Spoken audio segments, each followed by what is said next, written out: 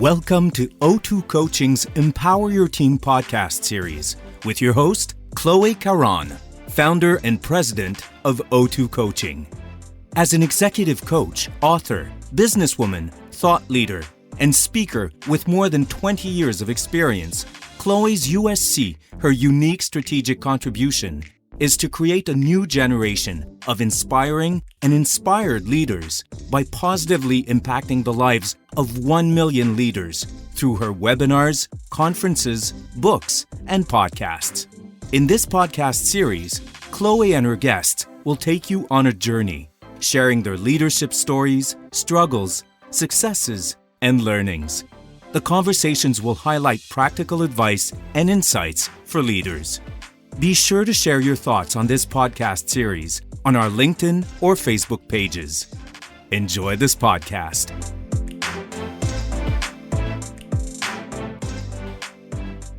Welcome, everybody, to our Empower Your Team podcast. Today, I am so excited because we have the perfect guest for our topic today, which is Paul Lirette. Paul, welcome to our podcast. Thank you so much for having me today. Appreciate it. Paul, congratulations, by the way, Chloe. Thank you, Paul. And you and I have known. Proud of you. Thank you so much. I'm so happy to have you because you and I have known each other for 20 years, almost, even perhaps a bit more. When I was at GSK, and you are now the GM for Japan. But before that, you were in Australia as the GM. Same in Canada. You've been to London. You've done it all. You've traveled the whole world with GSK. All that with GSK, which is very rare. Congratulations to you. Thank you. Arigato gozaimasu. Arigato, Paul-san. So you just told me that you were, prior to this recording, you told me that you were in Japan for the past 2.5 years.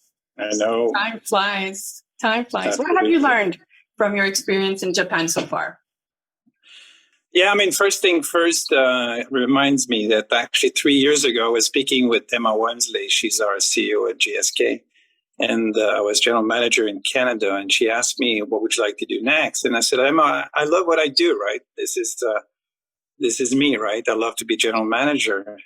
However, if you were to give me another opportunity, I would say, give me a bigger market. Give me a market that actually it's more complex.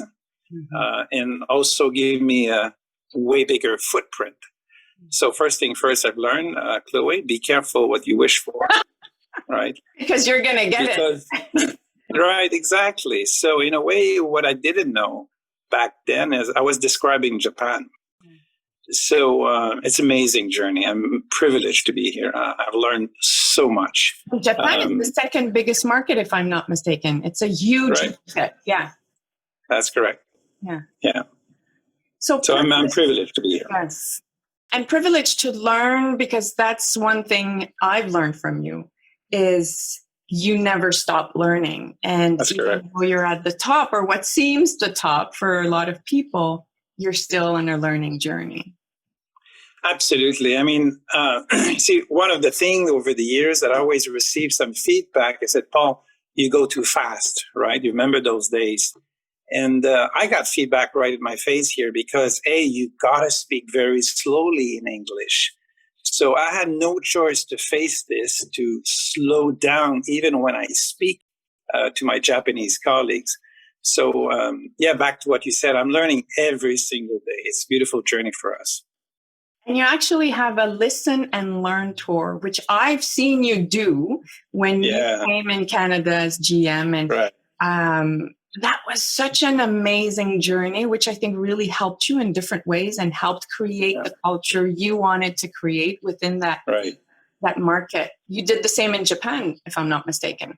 Yeah, I mean, I was, as you said, general manager for Australia, did the same thing in Europe, in Canada. And I developed in a way a sort of a framework in terms of how I do get into a business. And let me tell you shortly the story about the listen and learn here, which is similar to Canada, Australia. I spoke with, when I started here, with 450 people, which is 10% of our employees. And the trick is you always ask the same questions to people for 3 months. You got to be careful to your body language. You also don't want to jump to conclusion too quickly. Mm-hmm. And we came up with the plan. And what we did is we actually presented my observation. We send my observation to all employees, right? First move, transparencies, right? And I've learned one thing, right? Everyone thought that in Japan, people don't speak up. Actually, no. So we always had group of between 9 to 12 people. And when you pay attention, when you listen carefully, they actually do speak up. So we came up with this observation document that we provide again to all of us. I recruited some very eager people to be willing to get into the journey. And then I moved to the very important step, Chloe, is to take the time to explain the why we are in business. Critical. We tend to forget this all the time. And I spent months to explain the why. And then also I've talked about it, our values and expectation, right? So it's important to know the why, but how are you going to behave, right? What's your ways of working? And we spent a lot of time on this. Throughout this period, is it very important as a leader that I walk the talk? So yeah, lots of good learning out of this lesson learned tour that I highly recommend it, right? Because I know you love to talk about real conversation and all of this, but if you don't establish trust with employees at the start, it's impossible. So long story to your good question. And it's not a long story because that's your recipe for creating that environment where you can actually have those real conversations because, as you say, that's how you build trust. So I just want to make sure those steps are summarized. So you listen first, and so you have a set of questions. They're the same. And for the next 3 months, as you get into a new position, in your case, a new country, but any leader in a new position leading a team, would say, okay, for the next couple of weeks, months, whatever period, I ask the same questions to a group of people and I just listen. I suspend judgment is what I heard from you, which is hard, To understand, it's difficult. Yes. And the reason you got to keep asking the same question is simple, because if you don't ask the questions number 3, people will say, oh, he already made his decision on it. Yeah. Oh, my opinion is not important. Question number 3. Mm-hmm. Everyone has a voice. So 1, 2, 3, 4, 5, whatever the question, ask them all and listen.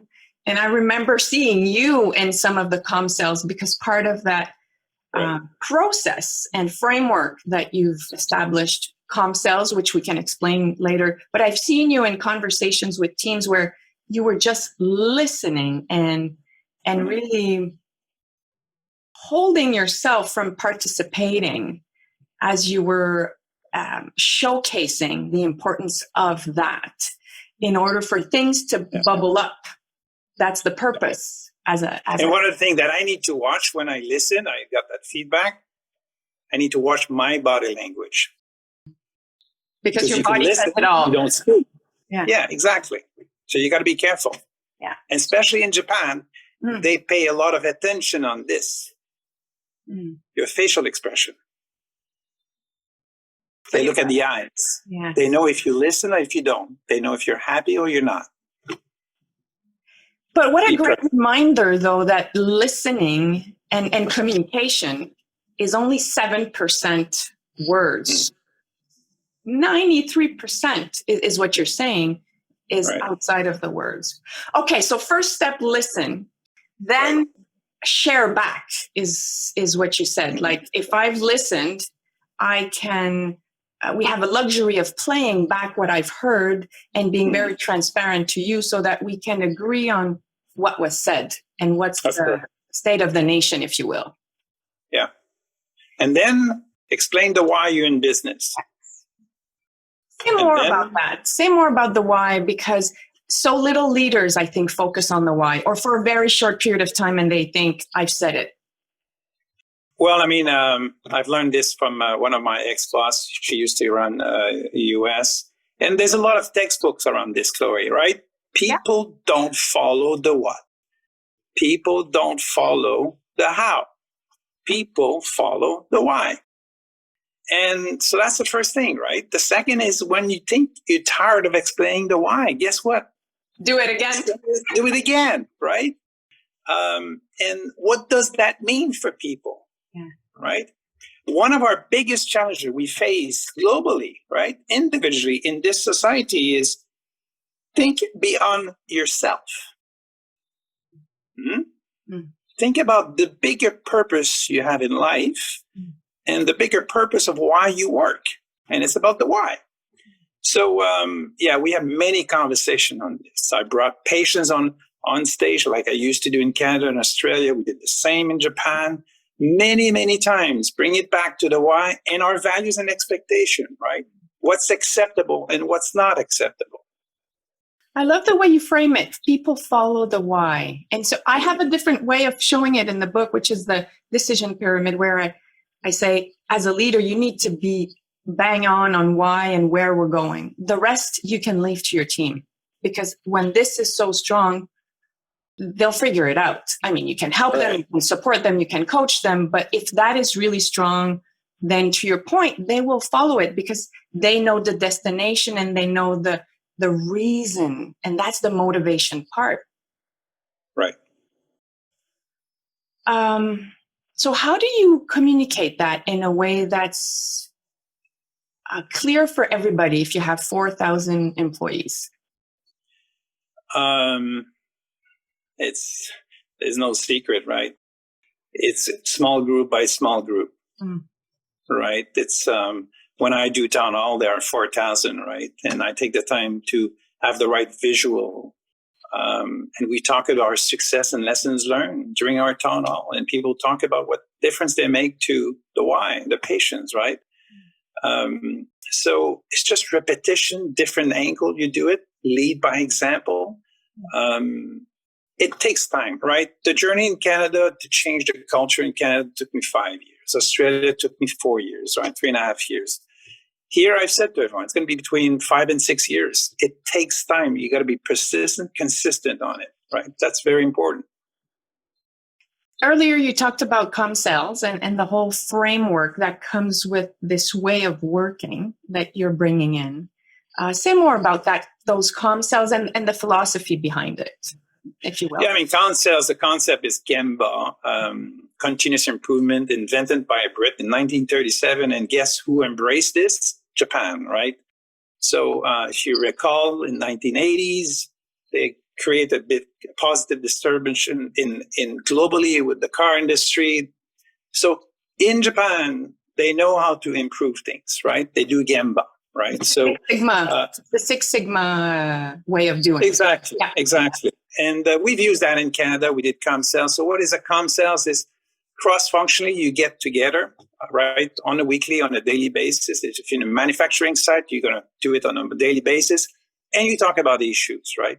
And depending on the size of the issue, you escalate your issues, right? It's an opportunity to get together and address things.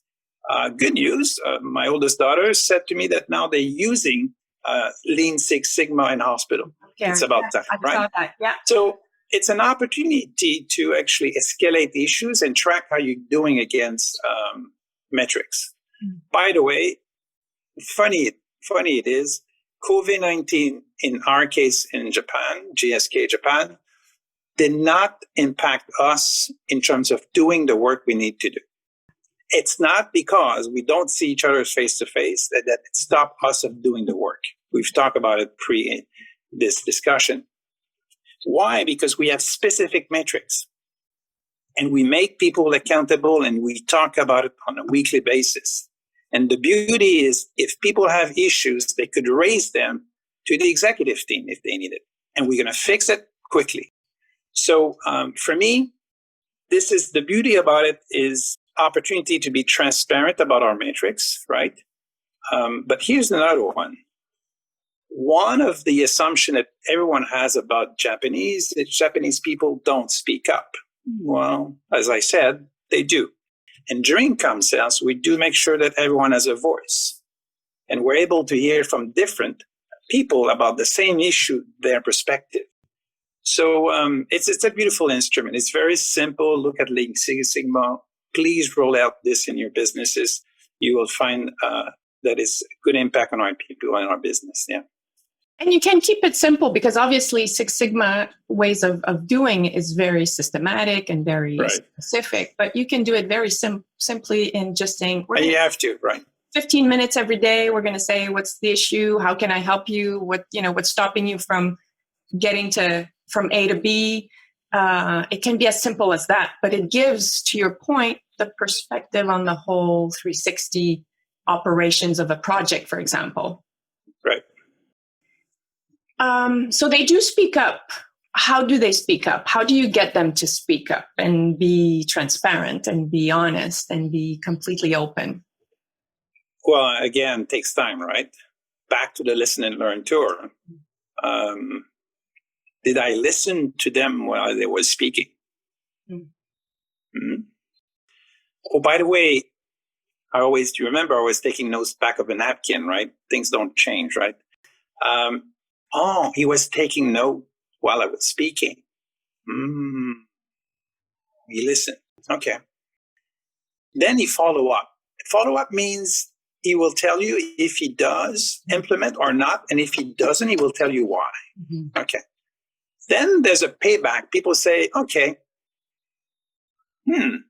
it's okay that I speak up because someone will take action on it, right? But you've got to create an environment of trust too, like I said. So if people speak up and they tell you some things that you don't want to hear, what's your reaction?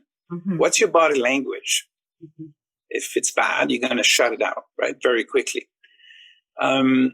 So what we decided to do also over time is that as an executive team in Japan, we create this as a team norm. Believe it or not, after every meeting, we are now having someone who provide observation of our meeting, and the person who will tell us if we challenge each other's enough. Can you believe? We're in Japan. Amazing. We are measuring ourselves if we're challenging ourselves for the right reason, for the good topics, enough. It's beautiful. Fantastic. So they do speak up. You got to create the right environment. You got to be a role model of it. I mean, think about it. People are speaking up in town halls. Mm-hmm. In front of 4,000 people. Right. That's impressive. That's a very good KPI measurement for you, Paul, definitely. So. Yeah. And I've seen you in town halls.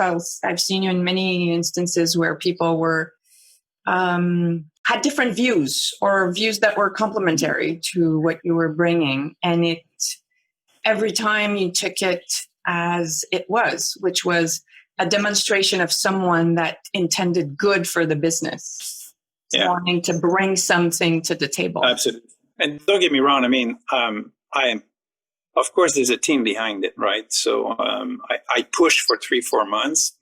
Then after I decided I was going to stay, to use the expression, in the bus and not. Mm-hmm. And then you got to be able to accelerate this and rally yourself with people who understand the journey and wants to push for it, right?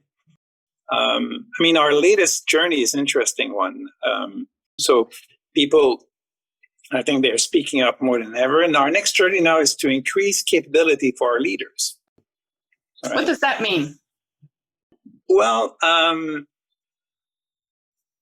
do you know, people in Japan here, like in Canada, Australia, anywhere, they want to grow.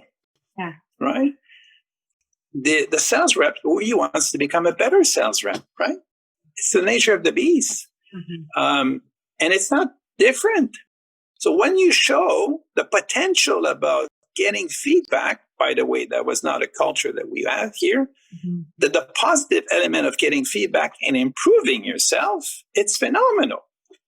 So as soon as they see the potential, they expect more from their leaders, which is great. Mm-hmm. So I got to tell you a story about the 180 feedback. 180 feedback, Chloe, is a tool that we use at GSK where the direct reports are providing you feedback. So in 2018, when I started, of course, in Japan, employees provide feedback to their manager and it's green everywhere on all the questions. My boss is perfect, right? And I'm like, no way, ain't going to happen that way. So The second, By the way, you don't like green that much. I mean, no, you want coffee. That's a good point. You know what? And who's green? No one is green, right? not on everything, at least. Yeah. Yeah, exactly. So anyhow, I said, this doesn't work. And then the second 180 was the same.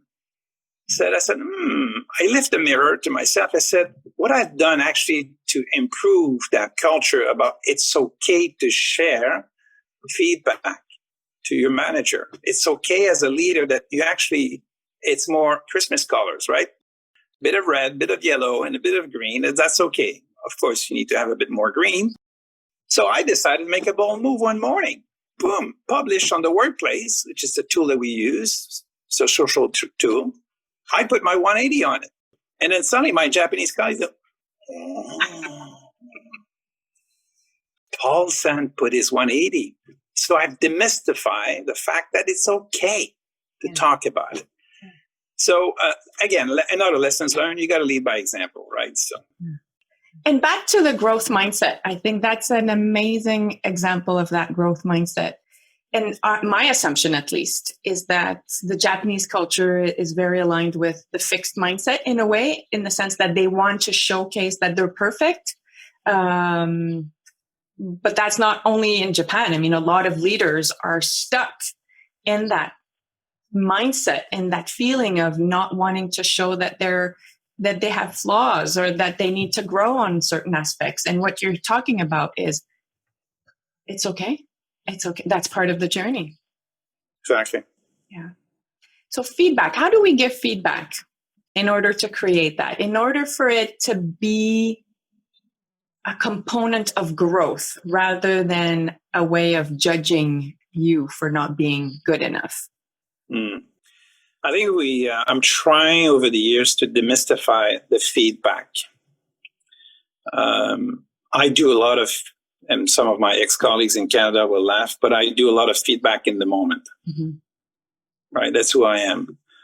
Of course, when it's not confidential, and of course, when it's not too sensitive. But when you feel that actually everyone saw it, and even though they didn't see it, I just provide feedback in the moment.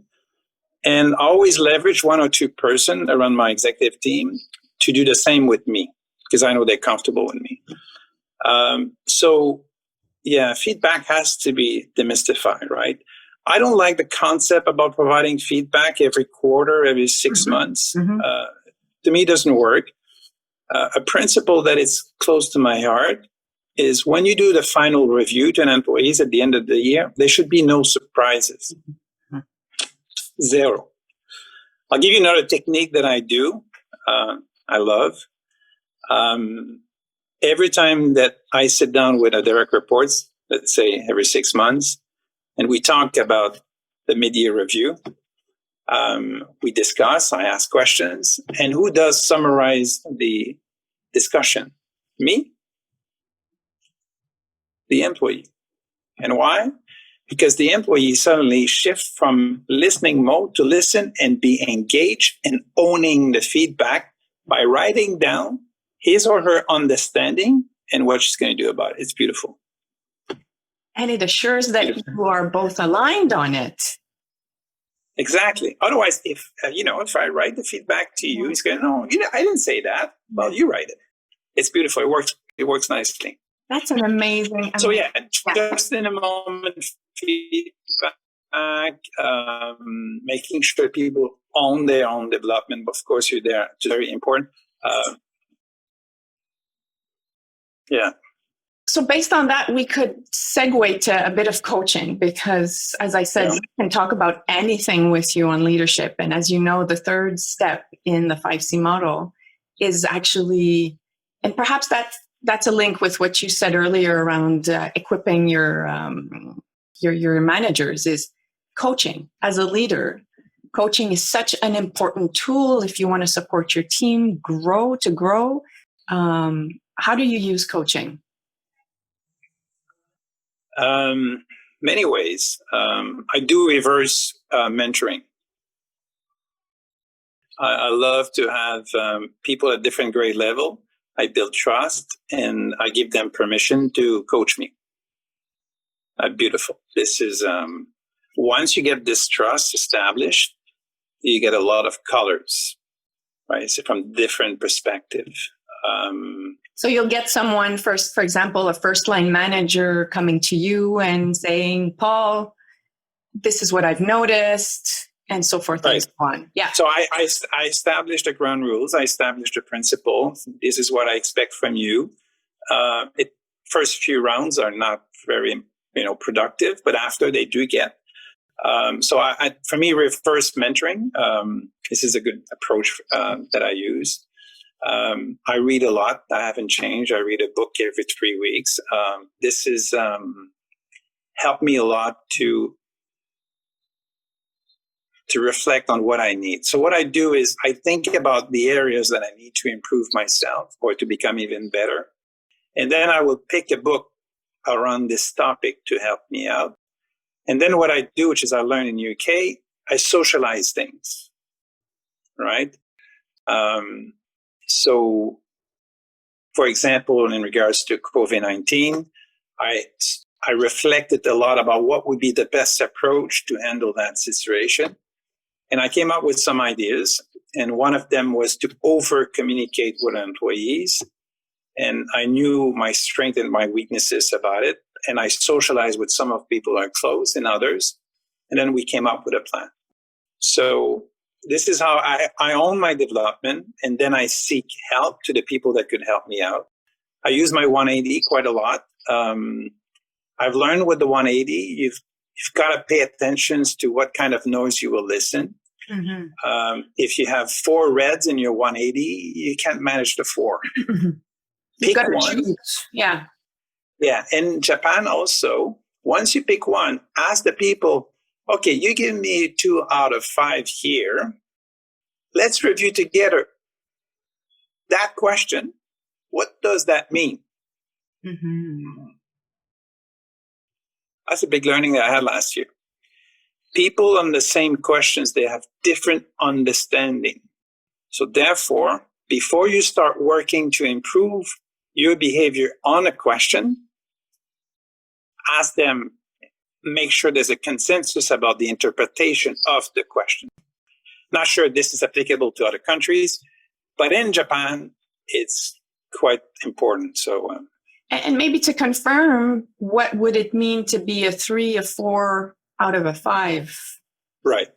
Yeah. So that it means this. Yes. What success looks like. Yes. And then I had debate with them, right? I had debate because their success, in a way, I disagree with their success. Mm-hmm. Then we have to speak about managing expectation. Mm-hmm. So the example that they gave me is to drive more performance in the business, which is okay as a feedback. Got it. What does that mean? So we came up with some clarity around it. But then after, success for them was to define that Paul will drive the business. No. No. And then, no. I'm not here to push all the time.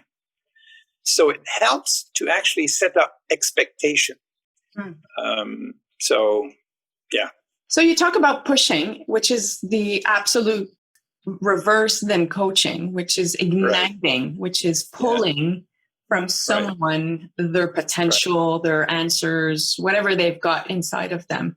I've seen you ask amazing questions and stay silent after you've asked the question, which is something. Chloe, you remember everything. I've learned a lot. I've learned a lot from you, Paul. Really, I've learned a ton. And obviously, it was a passion of mine. It still is, obviously. So, So how do you craft your questions, or how do you approach questions? I mean, you got to know your business. You got to be able to reflect on it. I prepare a lot of myself for questions. So, the Chinese proverb, right? I could go and buy you a fish, or I could teach you how to fish. And back to this, I strongly believe that one of the best ways to create an environment where you have insightful questions, right? Lessons learned about asking questions here in Japan, Chloe. In Japan, the students at school, when the professor asks questions, you always need to have the right answer. Yes. Right? Yes. So it took me 2 years to understand that. And I forgot sumimasen, I didn't know. So now when I ask the question, I said, don't need perfect answer, just got the feeling. And then we start the dialogue, right?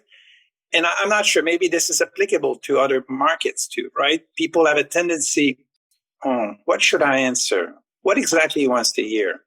No, the beauty is we're all different, right? We want to see people be you, be authentic. So say what you have to say about it, right?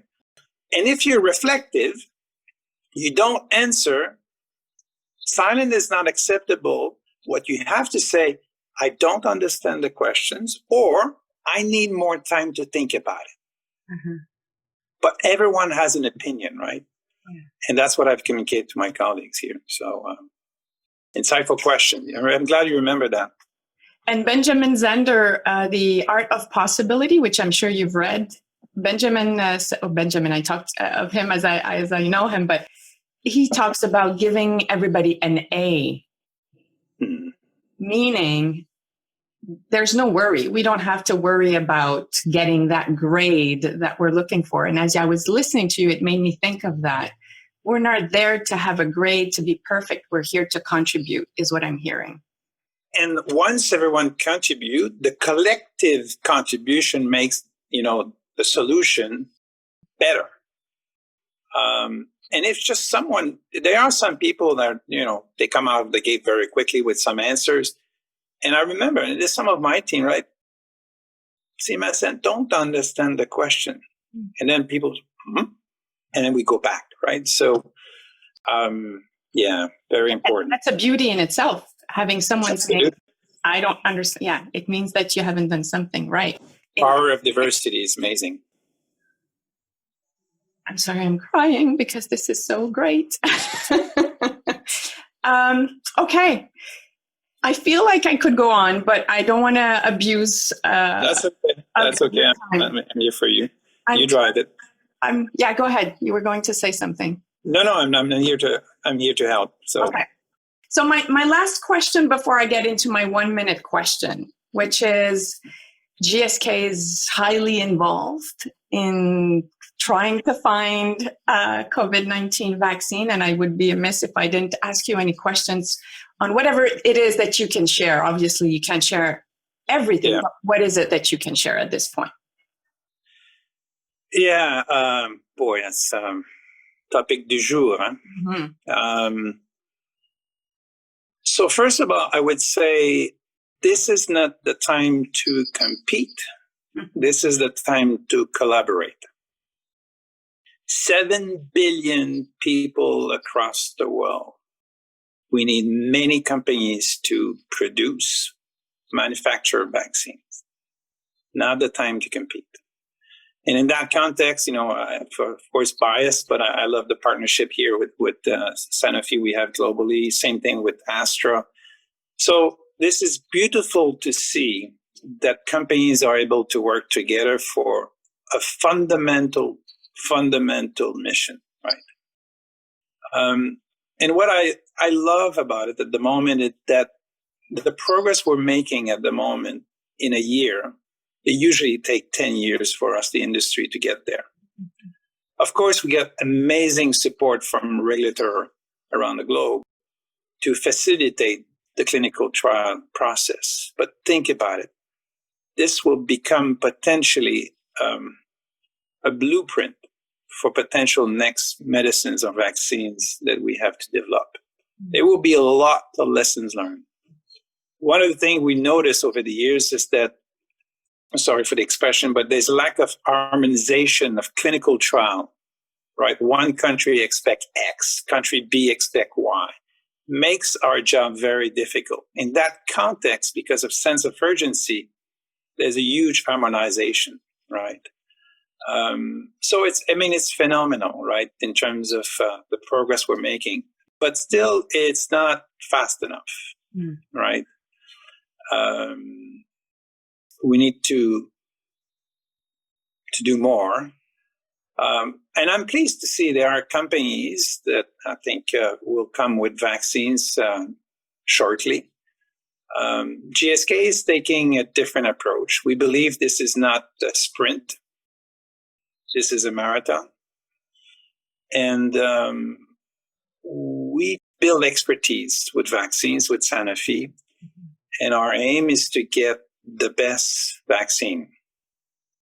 And let me tell you a bit a story about this one that we have to be very careful. If you've seen in Hong Kong a few weeks ago, they are thinking that the virus already started to mutate. In other words, virus changes personality in a way, right? So the trouble is, if this is true, some of the vaccines that we will produce will be aligned to the current personality, right? But if the virus mutate, it will be we will see less efficacy with the new virus, with the vaccines. And what we're trying to do, GSK and other companies, is to have a vaccines that offer you a protection even though that the virus mutate. So that's what we're working hard on it. So far, it looks like that the mortality, percentage of mortality per population is well controlled, TBD. So we're committed. I mean, by September 21, we said to the street that we'll have our vaccines available. Listen, maybe as an industry, we could get 2.53 billion doses by December 21. Right. Keep in mind, this is going to be vaccines with 2 doses.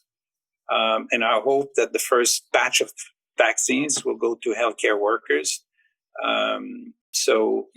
This is something that, if you go back to my mission statement, which is making a difference to healthcare systems, I'm working very hard here in Japan. We just signed an important deal with a Japanese company to produce these 2 components of our vaccines, antigen and the adjuvant. And we just signed a deal with them, working with the government to get that. Here, from a business point of view, they're still aiming to have the Olympics.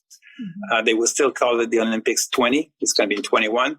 So they want to be in good shape, typical Japanese, rightly so. So, And listen, I've learned that over the years at GSK, maybe it's applicable in other companies like Chloe, but people work so well as a team when we have a sense of urgency. It's phenomenal.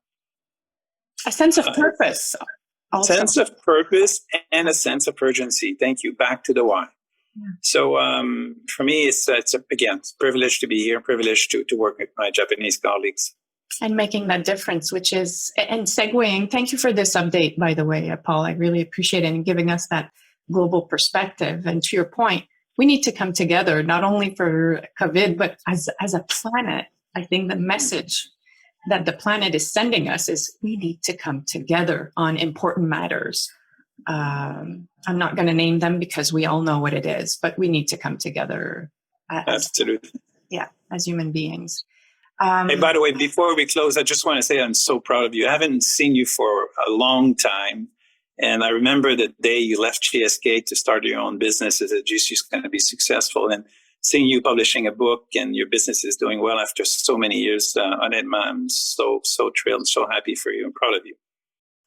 Thank you. And you know that there's a lot in you, a lot of you in that. And I want to say thank you, Paul. Thank you a lot. Thank you so much. Thanks so much for today's. I have a couple of questions before we close. That's the 1 minute question. That's okay. Yeah? Yeah. So your USP, 1 minute questions. Your unique strategic contribution. You said earlier, my mission is to help the healthcare system. When you think of you as the GM of GSK Japan or wherever in the world that you are, depending on the timing of it, what's the one thing that really you need to do and be in order to live to that mission? See, my job is simple in a way. I'm helping people to do their job. Mm-hmm. I'm not accountable of the customer relationship. I'm not accountable for clinical trial. I'm not accountable for manufacturing. I'm accountable of helping leaders to do their job, right? And if it means that I need to lead by example, if it means that I need to ask better questions, if it means that's what I do, that's my job, right? And I do it in a sector that I love, healthcare. It speaks about sustainability. And there's a lot of component into it, as you know me very well, about making the next generation better, right? I want to help leaders to become better leaders, and that's my job, helping people to do their jobs. Very simple. I could make it more complicated, but that's what I do. I love it. Simple is great.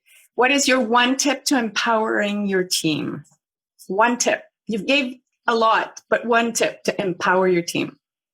Yeah, I mean, there's a few things about it. Though I would say empowering a team is don't hesitate to. I use in my mind always. I use a 4-box matrix on this, right?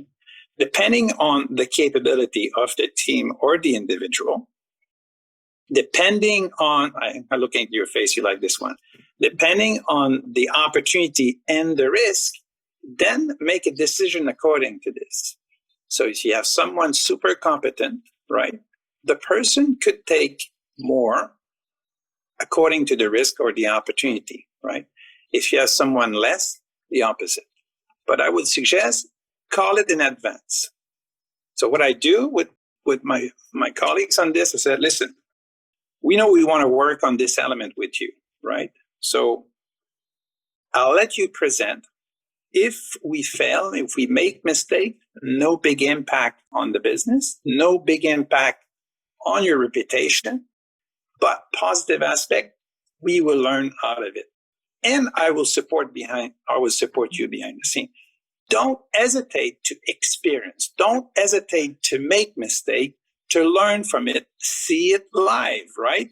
And be there to support. And again, like I said in Town Hall, we talk about success, lessons learned, and mistake. That's okay, right? Repeating the same mistake multiple times, no. So just go do it, right? And lead by example, right? Show also that you're doing too, right? You're learning about this. So talking about it, being transparent about it, that's the way to go, I would say, over the years. What's the one recommendation you would make to a leader that wants to raise their game, that wants to go to the next level? Wow. Now, I said to you, I read a bit, right? At the moment, I'm big fan about some common trend in California, for example. And they talk about neuroplasticity. So this is phenomenal. This is phenomenal in terms of the ability to raise your bar. And exactly. So what they do talk about it, and I'm still practicing this for the last year or so. It's not easy, but you see, I love to meditate. Yes, but now you remember that, right? So now I meditate with the spirit about a vision in mind, right?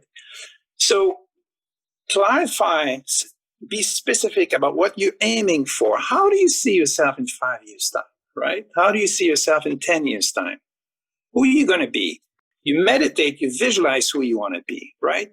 And then take the actions around this.